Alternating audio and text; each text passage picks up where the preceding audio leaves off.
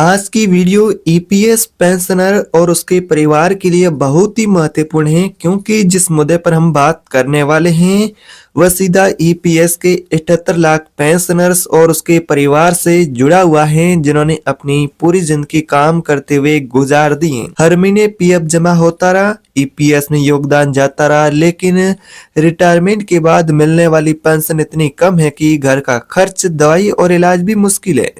और सबसे बड़ा सवाल, पेंशन बढ़ने वाली है या नहीं, फाइल कहां तक पहुंची है और कब तक निर्णय की उम्मीद है। आज हम इसी के बारे में आपको ताजा अपडेट देने वाले हैं। अगर आप भी वाकई में ईपीएस के पेंशन धारक है, ईपीएस पेंशन लेते हैं, तो वीडियो ध्यान से देखें, क्योंकि यह पेंशनर्स के लिए महत्वपूर्ण जानकारी है। महत्वपूर्ण मुद्दे के बारे में बात करेंगे। ईपीएस पेंशन योजना में आज देश भर में लगभग 78 लाख पेंशन भोगी इसके तहत आते हैं। अगर आप भी ईपीएस पेंशन लेते हैं या फिर आपके परिवार में ईपीएस का पेंशन धारक हैं, तो आप ध्यान से वीडियो देखिए। इनमें से अधिकतर बुजुर्ग फैक्ट्रियों में, कंपनियों में, परिवहन, मिल, सर्विस सेक्टर में काम करने वाले थे। यानी इस पेंशनर्स धारक है, उनकी प्रमुख मांगे हैं पेंशनर्स की, जो 78 लाख पेंशन भोगी, जिसमें 7,500 का पेंशन, डीए, मेडिकल। और इन मांग को लेकर एनएससी लंबे समय से सरकार के सामने अपनी 3 मांगे मुख्य तौर पर रख रही है। उसको लेकर महत्वपूर्ण अपडेट है, जिसके बारे में आज इस वीडियो में बात करेंगे, जो कि महत्वपूर्ण आपके लिए वीडियो रहेगा। वीडियो ध्यान से देखिएगा। एनएससी ने सरकार के सामने 7,500 की पेंशन, उस पर महंगाई भत्ता, डीए, पति पत्नी दोनों को मेडिकल सुविधा देने का यहाँ पर मांग रखा है। लेकिन अभी इन मांगों का फिलहाल स्थिति क्या है, कहां प्रोसेस जारी है, तो चलिए बिल्कुल स्पष्ट जानकारी के साथ आगे बढ़ते हैं और सारी जानकारी आपको बताएंगे। वीडियो में आगे बढ़ने से पहले एक आपसे छोटी सी गुजारिश है कि चैनल पर पहली बार है तो सब्सक्राइब करिएगा, वीडियो को शेयर करें, कमेंट बॉक्स में आपकी राय क्या है जरूर बताएं। अब बात करते हैं महत्वपूर्ण पहलू। न्यूनतम पेंशन बढ़ाए जाने का प्रस्ताव श्रम मंत्रालय द्वारा तैयार कर वित्त मंत्रालय को भेज दिया गया है, जिसको लेकर काफी लंबी समय से पेंशन भोगी है वो समीक्षा का नाम सुन रहे हैं। वित्त मंत्रालय इस पर समीक्षा कर रहा है। इस कदम से कुल सरकारी खर्च कितना बढ़ेगा, उसको लेकर यहाँ पर समीक्षा हो रही है। लाभार्थियों की संख्या, पेंशन वितरण व्यवस्था, लंबे समय में बजटीय स्थिरता, इन तमाम पहलुओं को लेकर फिलहाल समीक्षा हो रही है। यानी कि पेंशन अभी आपका जो बढ़ाने का प्रस्ताव है वो अभी चर्चा में, यानी कि समीक्षा में। अभी ये ध्यान रहे कि प्रक्रिया रुकी नहीं है, मामला आगे बढ़ चुका है।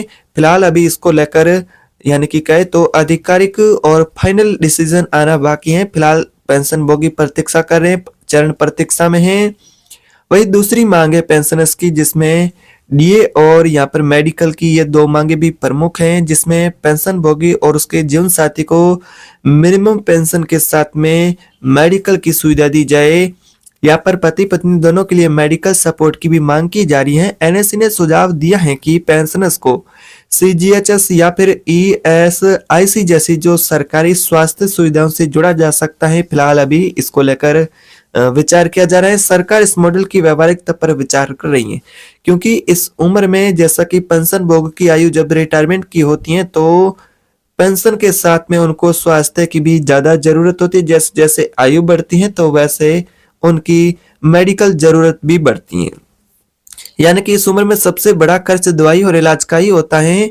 अगर ये मॉडल लागू होता है तो ये केवल पेंशन बढ़ाने से भी बड़ा पेंशनर्स के लिए राहत साबित हो सकता है। तो यानी कि पेंशन की बढ़ोतरी से भी बड़ा महत्वपूर्ण पेंशनर्स के लिए कदम साबित होगा, जिसमें पेंशन भोगी को मेडिकल की सुविधा मिल सकेगी।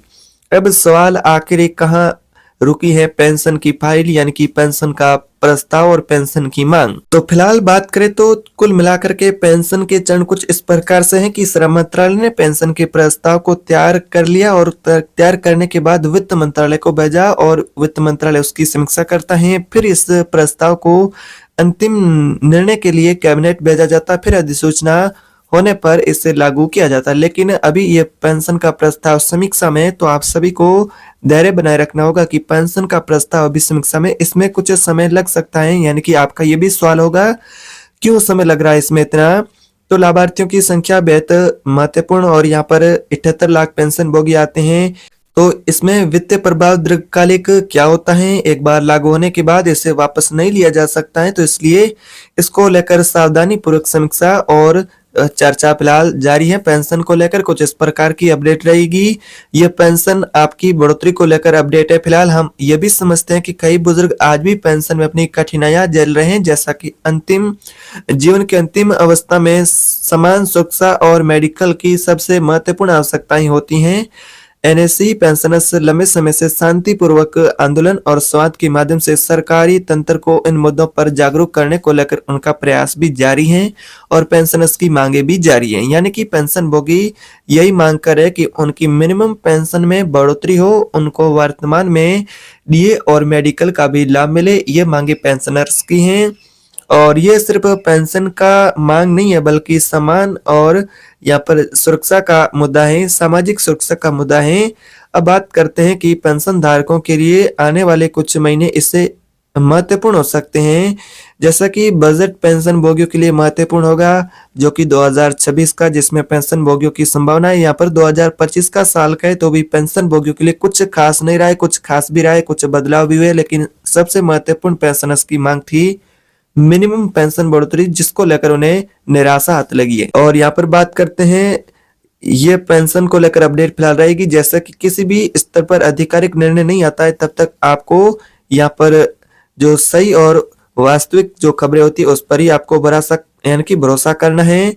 तो फिलहाल इस तरह की आपकी पेंशन ईपीएस से जुड़ी अपडेट रहेगी। यानी कि पेंशनर्स ने देश की अर्थव्यवस्था और उद्योग को चलाने में अपना महत्वपूर्ण योगदान और मेहनत लगाई है। इस योगदान का सम्मान भी होना चाहिए और फिलहाल इस दिशा में काम भी कहे तो शिक्षा पेंशन के प्रस्ताव को लेकर जारी है। कुछ इस प्रकार की ईपीएस 95 पेंशनर्स के लिए अपडेट रहेगी। अगर आप भी ईपीएस पेंशन लेते हैं या फिर आपके परिवार में कोई ईपीएस का पेंशन धारक है, तो उनके साथ ये वीडियो भी शेयर करें ताकि वो भी इस महत्वपूर्ण अपडेट को जान पाए। अगर आपका भी पेंशन के बारे में कोई डाउट है तो कमेंट बॉक्स में जरूर पूछिएगा। आपकी राय क्या पेंशन के बारे में वो भी जरूर बताएं और कृपया इस वीडियो को उन पेंशनर्स तक पहुंचाएं जिनके लिए ये महत्वपूर्ण है, जो कि पेंशन भोगी हैं, ईपीएस लेते हैं। आपके परिवार में रिश्तेदार, उनके साथ वीडियो शेयर भी कर दे। चैनल को सब्सक्राइब करें ताकि आपको इसी प्रकार से पेंशन से जुड़ी सही और सटीक जानकारी मिले। और कमेंट बॉक्स में यह भी बताएं कि आप ये वीडियो भारत के किस राज्य से देख रहे हैं और पेंशन के मुद्दे पर आपका अनुभव और राय क्या है, कमेंट में बताएं। तो दोस्तों, ये थी आपके लिए पेंशन से जुड़ी महत्वपूर्ण जानकारी, जिसके बारे में आपने विस्तार से समझा। और मिलते हैं अगली नई वीडियो में नई जानकारी के साथ। तब तक के लिए जय हिंद।